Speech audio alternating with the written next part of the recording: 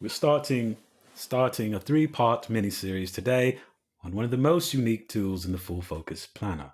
Pretty good. You can tell us more that's really good, Verbs, because about it.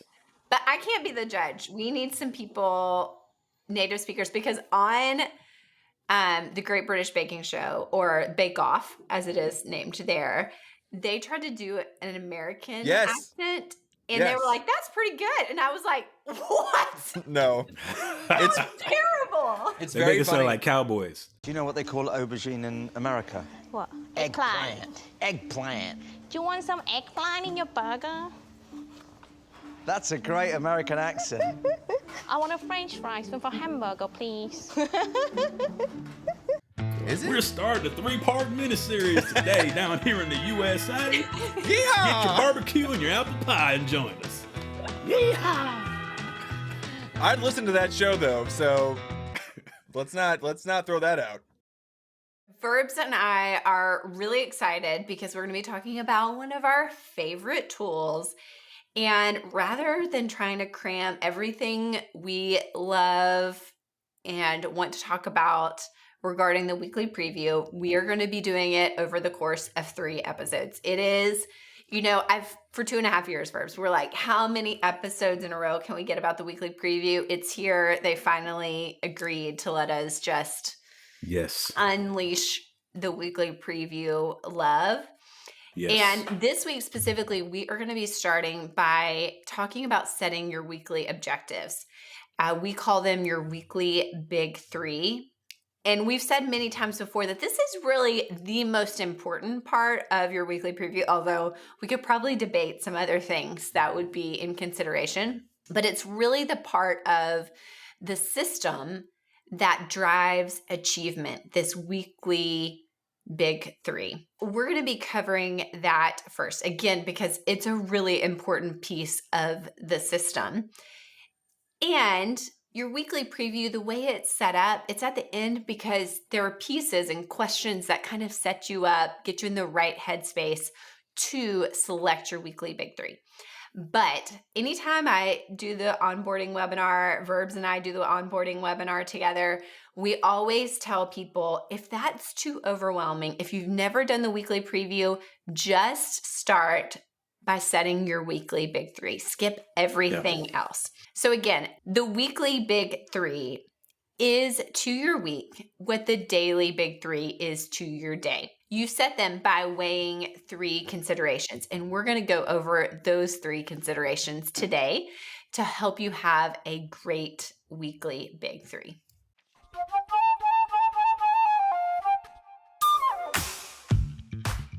Welcome to another episode of Focus on This, the most productive podcast on the internet. So you can banish distractions, get the right stuff done, and finally start loving Mondays. I'm Verbs, here with Courtney Baker, ready to get into it. Happy Monday to you, Courtney, and happy Monday to you, Nick. Well, happy Monday. This is very exciting. Happy Monday, sir. Sometimes, Nick, I just feel like we should introduce you out of the gate because for everybody listening, you are the one consistent. You are always here. Always here. No one is ever recording without Nick. Well, what you guys don't realize is that I actually never leave this virtual recording room. So I just live in this room and wait, and just am waiting. I love what you got into the place. Yeah. Like a dog, waiting for their owner to come back. I just am waiting for someone to pop in. Verbs, what if we found out that Nick wasn't actually a person? He was just AI. An AI. That you learned the reason I feel so connected to Nick about we were born in the same year, we have a lot of things in common. Actually, that was just the AI reflecting back to me. It was just coded in there. His build, yeah. That would make the times we've been in person sort of difficult. But I don't know though. That's where the world is heading. Okay, so how about this? Maybe I was real at one point. And now I'm AI. So I'm actually, the real Nick is actually out golfing or something. Yeah.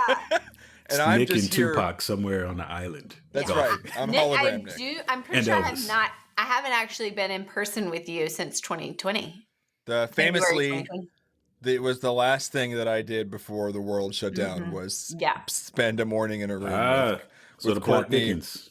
Yeah, with That's Courtney right. and Blake and Courtney. I'm sure I've said this before, but Courtney, like an hour in, like was like looking at her phone something and goes, "Wait, this is like a big deal." Like I was like, we're shutting the office down watching it, tomorrow. Yeah. yeah, like watching it occur to Courtney in real time was something that is like a key part of my story about the pandemic. Was I was in this room, Courtney was like, "No, I think this is a big deal. It's like really happening. They're closing this," and that was it. And now here we are. And I have recordings on my phone that I did from that day that I was like, hey, we might could use these on social. And we were just so happy. We just were so naive. I keep like looking at us, like laughing at each other, like, oh, you three had no idea what was about to happen. I was already at home with a box of masks ready. Were you? I'm just kidding. Oh, okay. The first sign of it, I was just like, hey, let's not play with it. But I tried to buy a mask or hand sanitizer on the way from St. Louis to Nashville and couldn't. Like because the world was changing while I was in the car that night. Well, anyway, we don't talk about it later. Yeah. Go ahead. Let's talk about the considerations we should weigh while setting the weekly big three, everybody.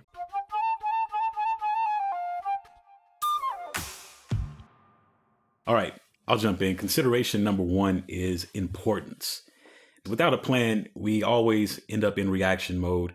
We're responding to what feels the most urgent instead of slowing down and really begin to consider what's important. Now, if you're setting your weekly big three, you should be considering what will be the biggest gains, the highest leverage task on your plate that you need to accomplish this week, and whatever other high level priorities that you may have. So don't let the important be sacrificed just because there's something that's urgent that's on your plate that's coming your way. The time that you take to designate what those important things are, the higher probability that you'll stick to those throughout the week when these urgent things come knocking on your door.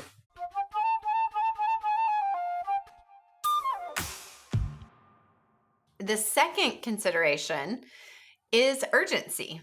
You can't just be like, yeah, I'm doing the important things and that's all I'm going to do. In a perfect world, that would be great. Unfortunately, that's just not reality. Importance matters more, but urgency matters too. And understanding that the urgency of a task or an objective, how that is going to shape what you plan and how you plan to complete it. It also gives you a chance to plan your week around urgent deadlines rather than having an unrealistic expectation for what you can complete as you work down to the wire. I see this a lot of times where it's consideration for importance is so great. You plan your weekly big three only thinking about importance. And then it's just, you can't ever get to those things because you haven't accounted for the things that are due or are urgent for you to get done. So it's a very important, sometimes underutilized in the weekly big three view. See, I have the opposite problem, which I think is a lot of people. I don't think I'm interesting. special, which is that I'm like, I sit down and do my weekly preview and I already know what needs to happen this week because I'm thinking about it, blah, blah, blah, blah, blah. And the urgent is always the thing that I have to fight against. So I'm really, it's nice to see that importance is listed first because I do think that that's difficult for people.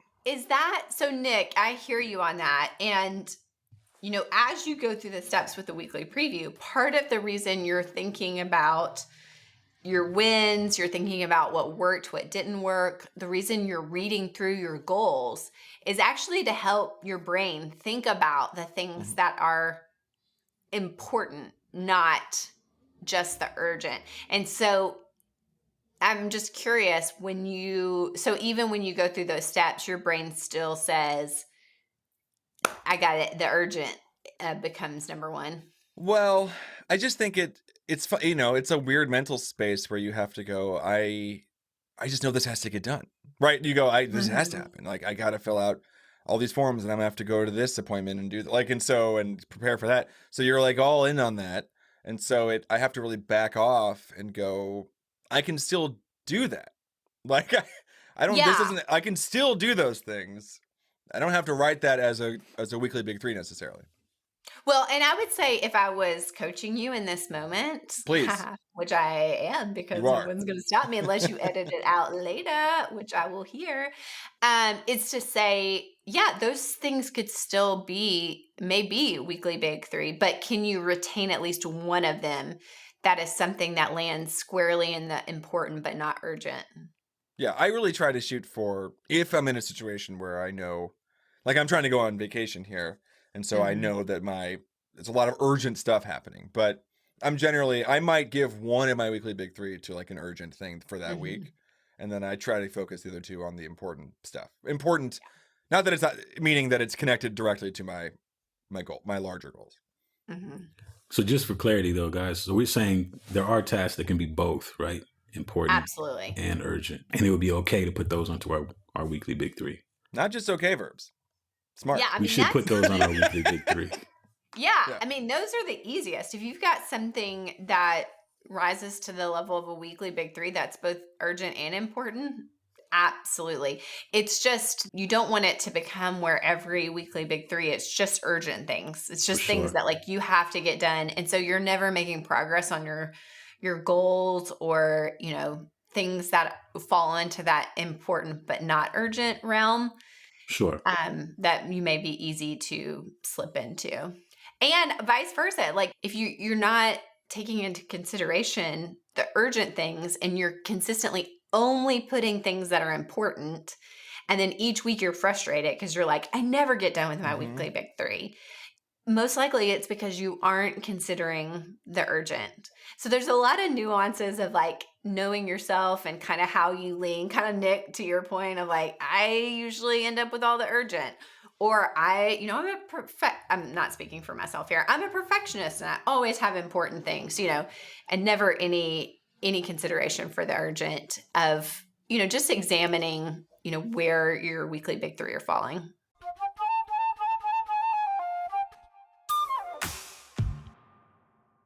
All right, let's do consideration number 3, which is feasibility. So your weekly big three should be realistic. Now your goals are risky, but your weekly big three should be completely doable. Now, if you have too much happening, this is the moment to reassess and reprioritize. Again, just as we spoke about in consideration number 2, there's some things you're going to have to sort through regarding the important and the urgent, figure out what those things are. That way you can properly place your top 3 high level priorities in your weekly big three. You can't do it all. I'll say it again. You can't do it all. So don't focus on trying to get everything done, but on getting the right things done. I think one tip here with keeping things feasible is just writing down your weekly big three as actionable. Same, recently we just had an episode all about verb, making it an action, verbs. Okay. Always supposed to remember verbs, even when you're writing your weekly big three, because that's going to help you actually achieve them. I want to say that I think this is obviously part of the full focus system. It is how it is designed, but I do feel like it's worth repeating because it's not that I forget this, but it is something to keep top of mind. Is that your annual goals, when you design them using the Smarter framework, one of the steps is that they are in fact risky, and that comes with a sense of like push that you're going to stretch to achieve them. And then when you get there, you're going to feel so good because you didn't think you could or whatever. But that your weekly big three are very doable, right? Because you've taken your large goals and chopped them down into very manageable bite-sized pieces. You're not eating the whole elephant at once. You're just Yes. taking one bite at a time. That is right. As a reminder, these 3 considerations are importance, urgency, and feasibility. And I'm just reminded as we go through these, James Clear, when he talks about productivity, his definition is thinking intentionally about your work. And it's part of the reason that I love the weekly preview so much. In my opinion, this step is one of the most productive things you do all week. And you're not actually executing anything. You are just thinking intentionally about the work that you're going to do for the next week. And these 3 considerations are really key to do that successfully. So this week, Do the weekly preview and use these 3 considerations. I think you'll be much more successful at completing them at the end of the week.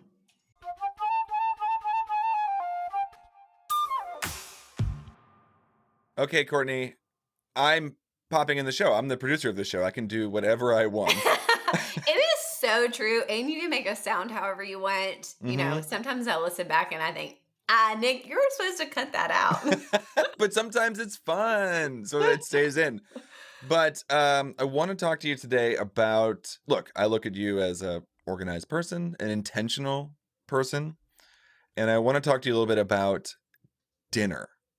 Okay, yes, let's talk dinner. So one of the things that I've been on as a journey in general, I think people who listen to the show know, is I don't know if I've ever taken my day and really quite broken down the things that I just do out of habit and the things that I'm doing intentionally.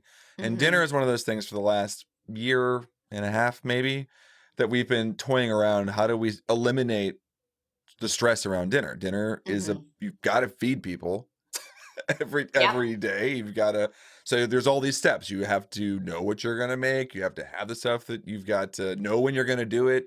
You have to know how you're going to store it. There's all these things. And if you don't do it quite right, it can really start to like get on top of you in the same way that laundry can. If you don't take care of it every day, suddenly you're struggling, and 2 days later you're bad. So, which, by the way, side note, we had a massive freeze here in Nashville, and our pipe froze for our washing machine. Yeah, that was very Southern. Washing machine. Yeah, and I couldn't do laundry for like a whole week, and it took so long to get out of that hole. And the whole time I was like, this is why we do it every day. We're so brilliant. That's right. Nick. Okay. Well, it was your idea. I love my everyday laundry at this point. But in that situation, I probably would have sent it out to get done. I know. I actually thought about it like after I was through the torture, that I thought, why didn't I just send this out? Yeah, just like once or twice a year is totally great in a busy season. It's because we were on Christmas break and I didn't see you to tell me the answer. That was the problem. That's true. It's like, get it. They'll come get it, and then they'll bring it back to you folded. Yes, it's pretty great. Okay, so talk to me about dinner. How do you guys know what you're making? Okay. Like, how do you plan your dinner? Listen, I have experimented because I agree. This is a major pain point. Okay, so let me tell you about the things I've experimented with. There's a great book called Cook Once, Eat All Week, where you do all the prep at the beginning of the week. You essentially cook most of it, and then like night of, you're kind of just putting pieces together and like baking. That worked pretty well for a while, but as I had a younger child in the house, it's just a big prep time. Sure. She actually has an updated book called Cook Once, Dinner Fix, which isn't even updated. I think she's like, this is the even better way to do it. What is that? That premise is basically one meal you cook once and it provides 2 meals. So it would be like the meal for tonight and the meal for tomorrow night. So like, for example, you might make a chicken soup the first night, and then tomorrow night that chicken and some of the vegetables would be chicken tacos. Gotcha. Yeah. Like a totally different second meal. But it cuts in half a lot of your prep time.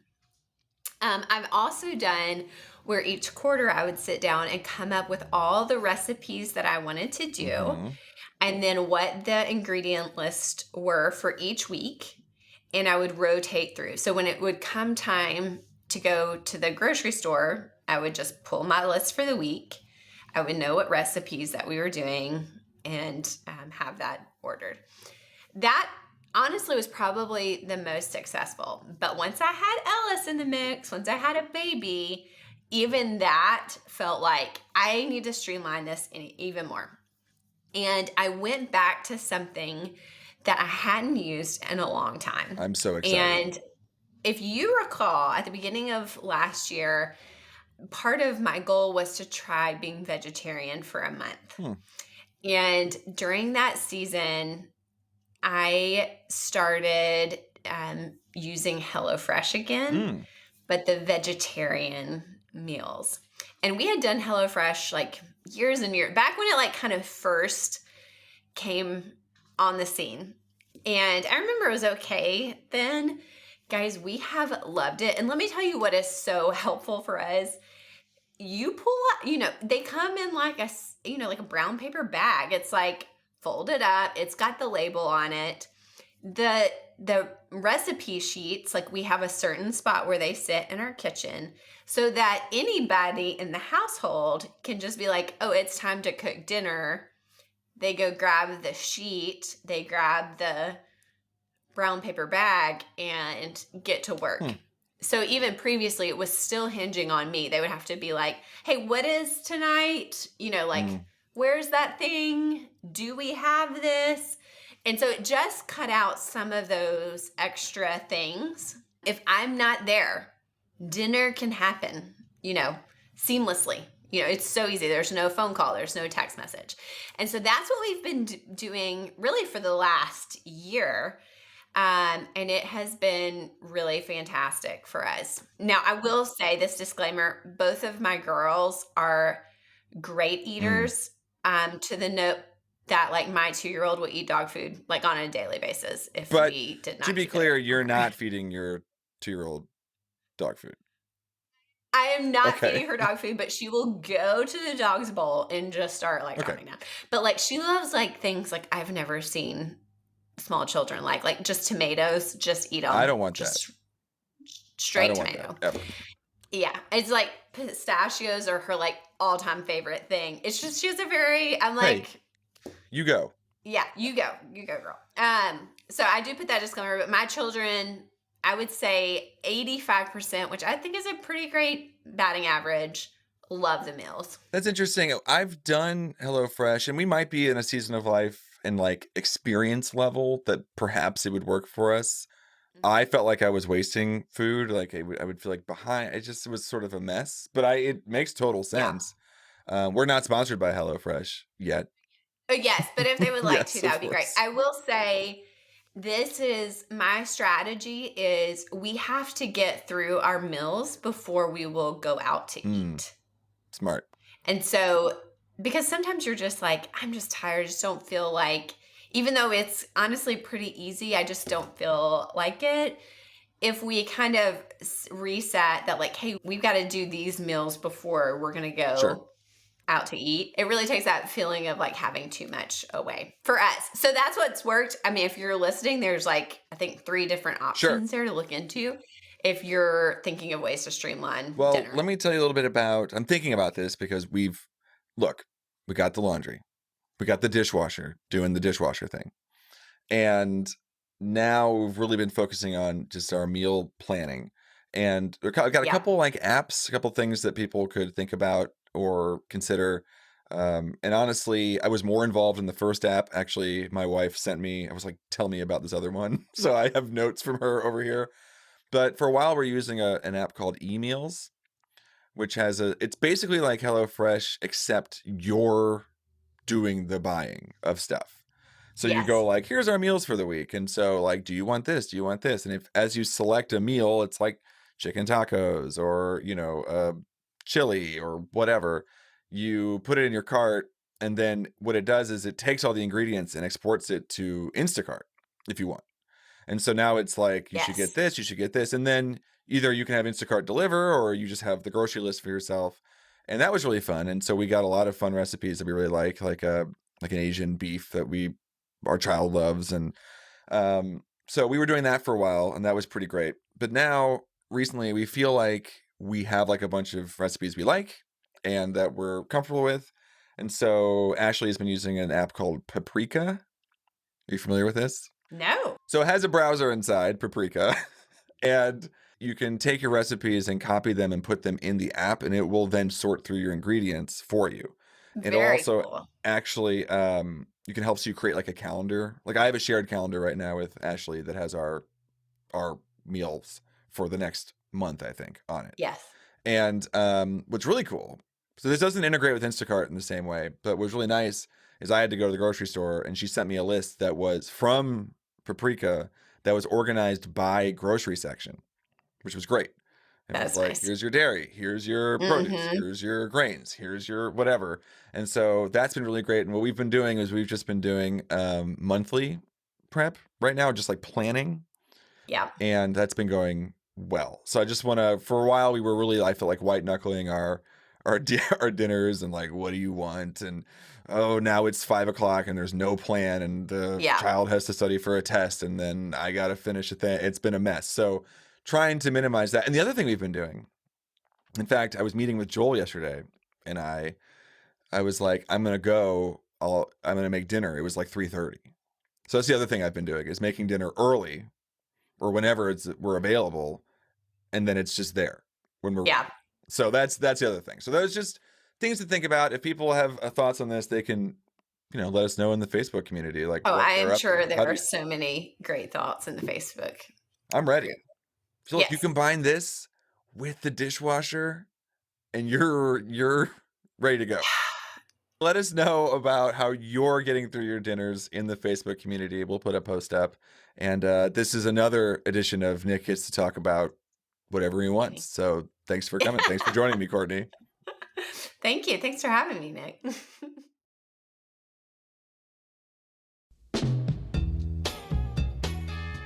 So today's tip to level up your focus is write down your weekly big 3 for the upcoming week. Just as Courtney mentioned, do it with some intentionality and make sure you get them listed down to help you out and set you up for a great week next week. Thanks for joining us on Focus on This.